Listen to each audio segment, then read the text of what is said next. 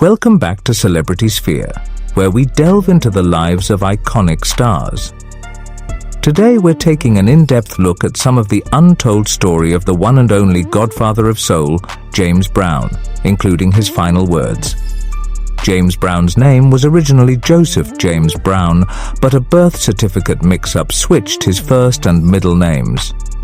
Born into poverty in Elko, South Carolina, his family later moved to Augusta, Georgia. Life was tough, and they even lived in his aunt's brothel. His mother eventually left due to an abusive marriage. He began singing in talent shows as a young child, first appearing at Augusta's Lenox Theatre in 1944, winning the show after singing the ballad So Long Brown, met singer Bobby Bird when the two played against each other in a baseball game outside the detention center. Bird also discovered that Brown could sing after hearing of A Guy Called Music Box, which was Brown's musical nickname at the prison.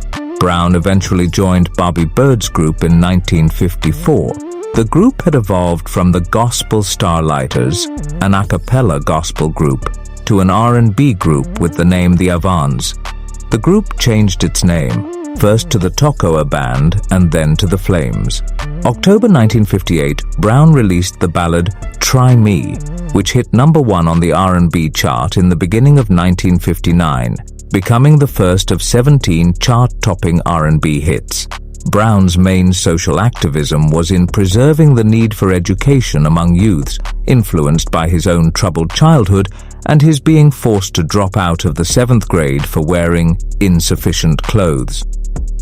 Due to heavy dropout rates in the 1960s, Brown released the pro-education song Don't Be a Dropout.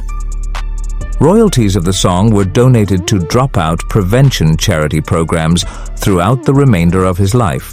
Brown made public speeches in schools and continued to advocate the importance of education in school.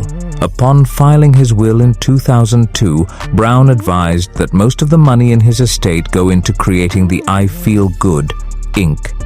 trust to benefit disadvantaged children and provide scholarships for his grandchildren. His final single, Killing Is Out, School Is In, advocated against murders of young children in the streets. Brown often gave out money and other items to children while traveling to his childhood hometown of Augusta. A week before his death, while looking gravely ill, Brown gave out toys and turkeys to kids at an Atlanta orphanage, something he had done several times over the years. During the 1968 presidential campaign, Brown endorsed Democratic presidential candidate Hubert Humphrey and appeared with Humphrey at political rallies. Brown was labeled an Uncle Tom for supporting Humphrey and also for releasing the pro-American funk song America Is My Home, in which Brown had lambasted protesters of the Vietnam War as well as the politics of pro-black activists. Brown began supporting Republican President Richard R. Nixon after being invited to perform at Nixon's inaugural ball in January 1969. Brown's endorsement of Nixon during the 1972 presidential election negatively impacted his career during that period, with several national black organizations boycotting his records and protesting at his concert shows. A November 1972 show in Cincinnati was picketed with signs saying, "James Brown, Nixon's Clown." Brown initially was invited to perform at a youth concert following Nixon's inauguration in January 1973, but bailed out due to the backlash he suffered from supporting Nixon. Brown was married 3 times. His first marriage was to Velma Warren in 1953, and they had 1 son together. Over a decade later, the couple had separated and the final divorce decree was issued in 1969. They maintained a close friendship that lasted until Brown's death. Brown's second marriage was to Deidre "Dee Jenkins on October 22, 1970. They had 2 daughters together. By 1974, they were separated after what his daughter describes as years of domestic abuse, and the final divorce decree was issued on January 10, 1981.